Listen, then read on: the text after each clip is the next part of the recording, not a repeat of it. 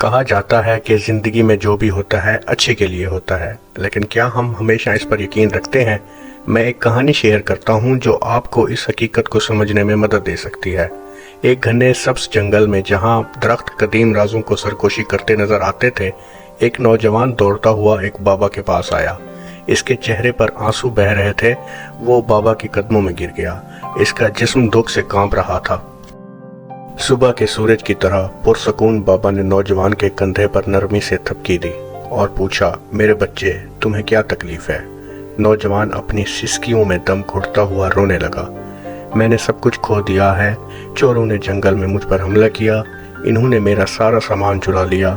میرے پاس سب کچھ تھا، اب میرے پاس کچھ نہیں بچا۔ گھر واپس جانے کا راستہ بھی نہیں۔ یہ کیسا انصاف ہو سکتا ہے؟ میری زندگی برباد ہو گئی ہے۔ بابا نے غور سے سنا اور پھر مسکراتے ہوئے کہا، فکر نہ کرو بیٹا، جو بھی ہوتا ہے اچھے کے لیے ہوتا ہے۔ نوجوان کا غم غصے میں بدل گیا۔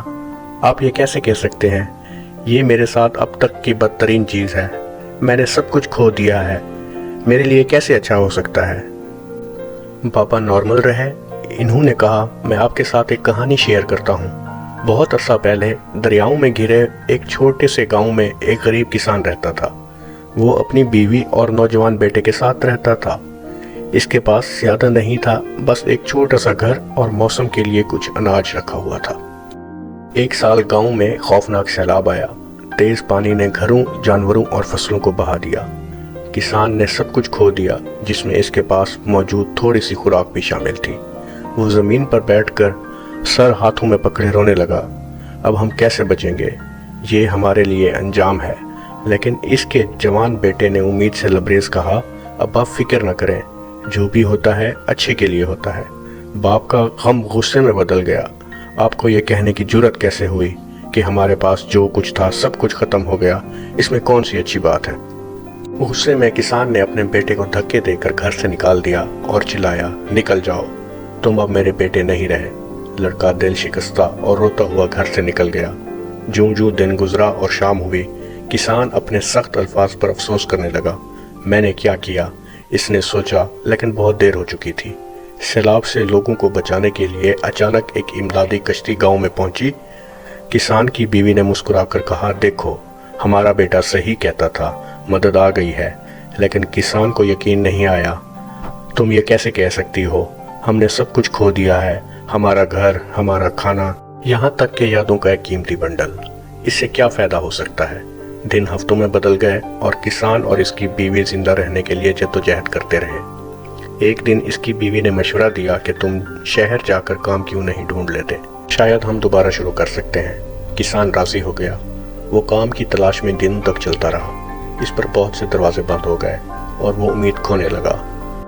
لیکن جب وہ ہار ماننے ہی والا تھا تو اس کی ملاقات ایک مہربان تاجر سے ہوئی، جس نے اسے نوکری اور یہاں تک رہنے کی پیشکش کی۔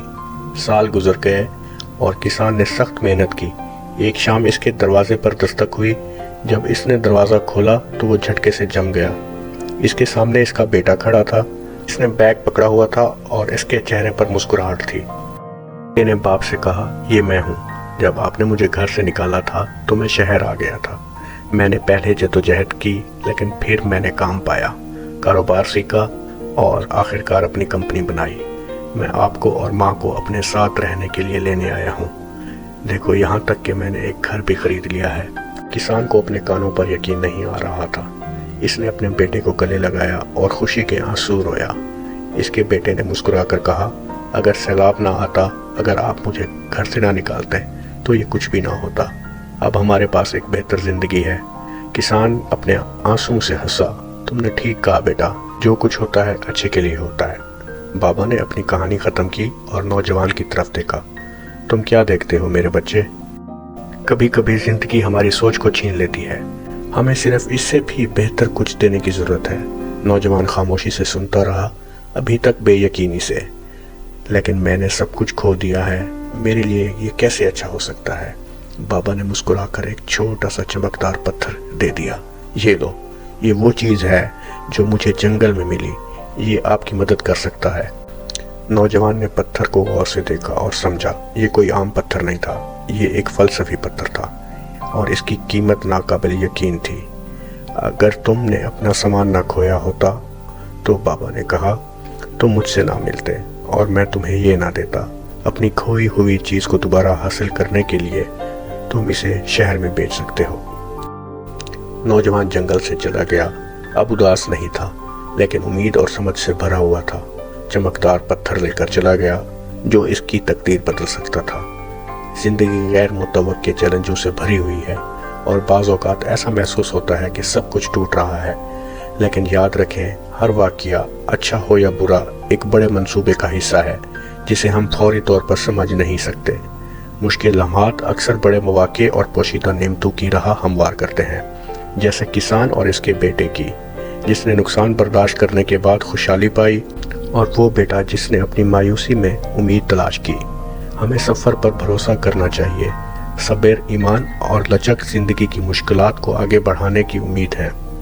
یہاں تک کہ جب چیزیں ناممکن لگنے لگتی ہیں تو ٹھہریں، کیونکہ جو آج ایک دھچکے کی طرح محسوس ہو رہا ہے وہ ایک روشن کل کی بنیاد بن سکتا ہے۔ سب کچھ واقعی ایک وجہ سے ہوتا ہے، یہاں تک کہ اگر ہم اسے فوراً نہیں دیکھ سکتے۔